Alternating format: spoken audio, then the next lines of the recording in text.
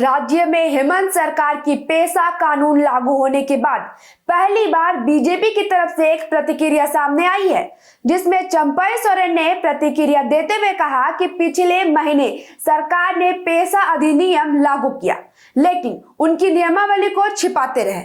लेकिन कल जब नियमावली सामने आई तब पता चला कि सरकार इसे छिपा क्यों रही थी। हाईकोर्ट द्वारा कई बार दबाव डालने एवं विपक्ष के आंदोलन के बाद सरकार जो नियमावली लेकर आई वो पूरी तरीके से आदिवासी के विरोध में है।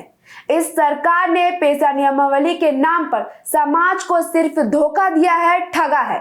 अगर आप पिछली नियमावली की तुलना करें तो सरकार ने इसका मूल स्वरूप में ही बदलाव कर दिया। सबसे बड़ा बदलाव तो यह किया कि गठन से रूढ़िजन विधि एवं धार्मिक प्रथा जैसे शब्द को ही गायब कर दिया। नियमावली को बनाते समय राज्य सरकार को शेड्यूल एरिया में शराब की दुकानें खुलवाने से लेकर शराब भट्टियों तक याद रही, लेकिन वे आदिवासियों के हित को ध्यान रखना भूल गए। विस्थापितों के अधिकार पर पेशा नियमावली में जिक्र ही नहीं किया, उन पर कोई बात ही नहीं की। जो 1996 में जो पेशा एक्ट आया,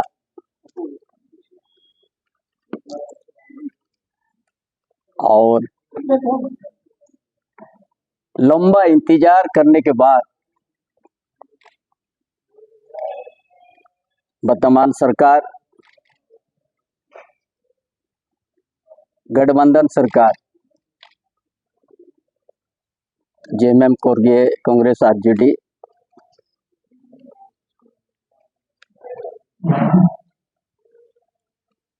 कैबिनेट में 23 तारीख को पास किया और इसको कुछ दिन गुप्त में रखा गया था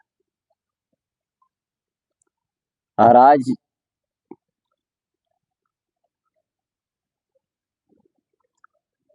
उस चीज को अधिसूचना जारी हो।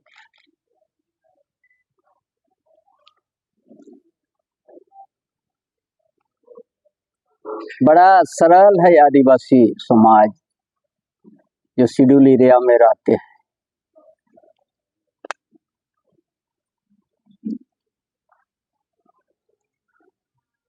आज के बाद इस पेशा से क्या खोया क्या पाया, आज से चर्चा बड़ा तेजी से शुरू होगा।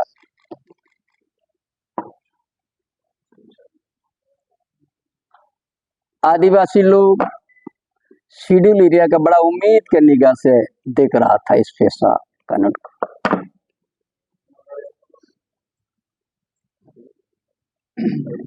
पेशा आने के बाद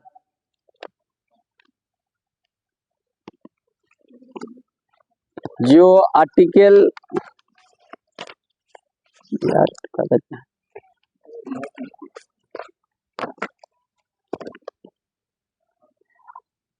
धारा 13(3) ख में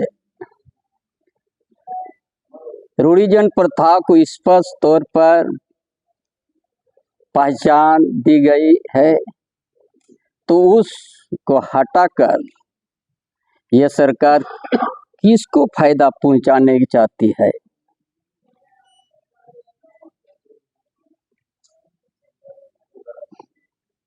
यदि आप ग्राम सभा गठन में रूढ़िजन व्यवस्था को दरकिनार कर देंगे तो फिर ऐसे पेशा क्या मतलब है?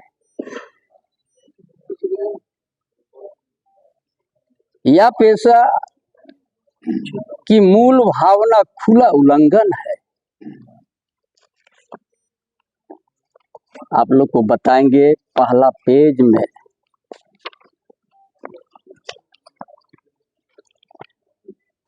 अधिसूचना का पहला पेज में 1 नंबर समुचित नाम और परम